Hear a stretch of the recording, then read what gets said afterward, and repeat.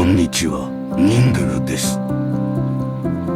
ニングルは今スイスにいます。今日はアルプスの山々に囲まれた美しい湖ツェアルプゼーまでハイキングする。湖までは様々なルートがあるが、今回はゴンドラでエイベンアルプまで登ってそこから下って向かう。おそらく一番楽なルートである。途中断崖の上に有名な絶景レストランがあるようなので、まずはそこへ朝食を食べに行く。ワクワク。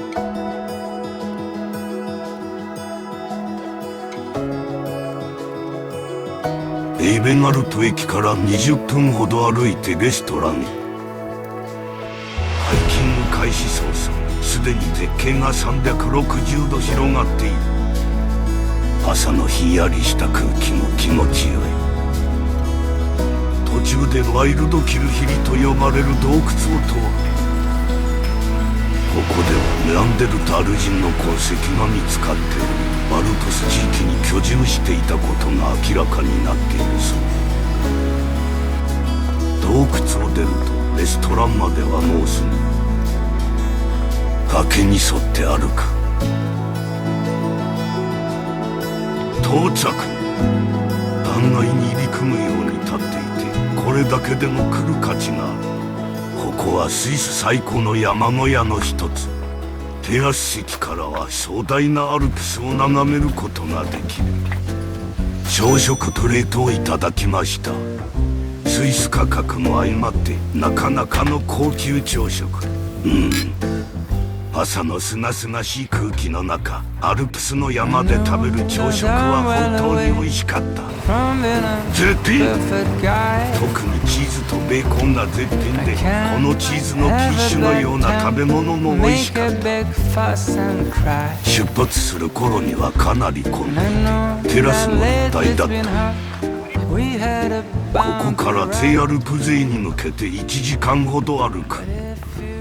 ゴンドラで山を登っているので、湖までは下り道が続く。時々傾斜がきついところもあるが、下りだとだいぶ楽であった。マイナス4がすごい。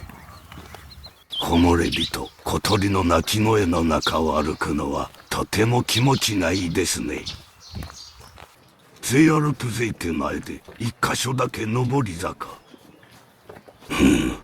あと少し。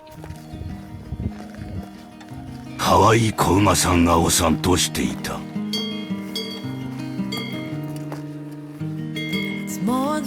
ハウベルを鳴らしながら牛さんたちがそこら中歩き回っている。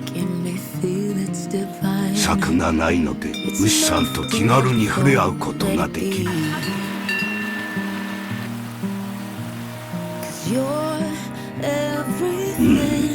絶景、まさに天国。アルプシュタイン山脈に囲まれた湖と自然に癒されるすごく良いところだと思います。カモの子供たちかわいい。ここは人より牛が多い。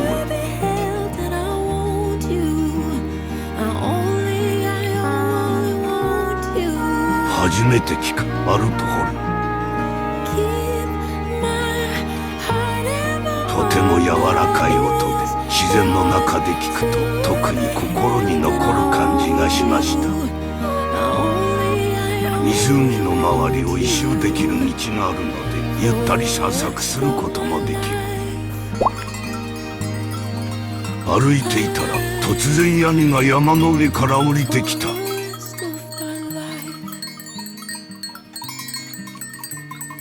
ハイジのアニメを思い起こさせる光景。アルプスにいることを実感させられる。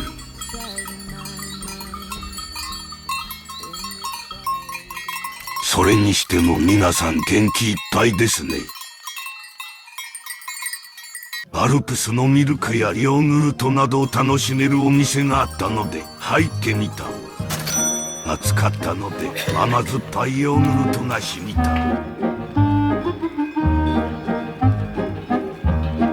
奥の小屋にはチーズ屋さんがあるみたい。チーズ屋さんに行くにも牛たちの前を通る。ここでは歩行者よりも牛が優先。店員さんはいなかったけど美味しそうなチーズが売られていた。チーズを眺めていると牛が寄ってきた。じっと見つめてくる。撫でられて嬉しいのかはわからないが撫でてはいた。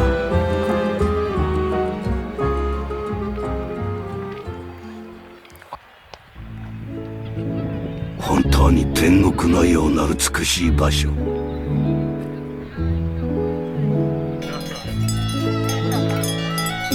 もきれいなエメラルドグリーン。癒される。みんな思い思いに泳いだり、ボートに乗ったり、コロゴロしたり楽しんでいる。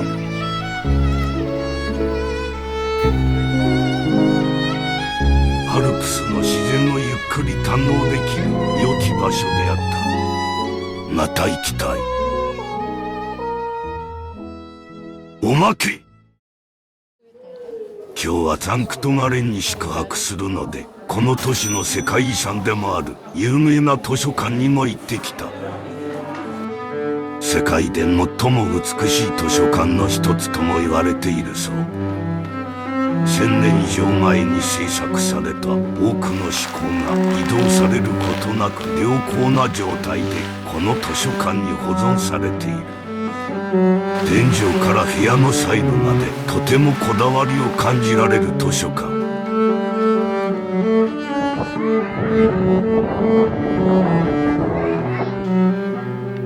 大聖堂も圧巻。とても静かで荘厳な雰囲気の美しい大聖堂でした。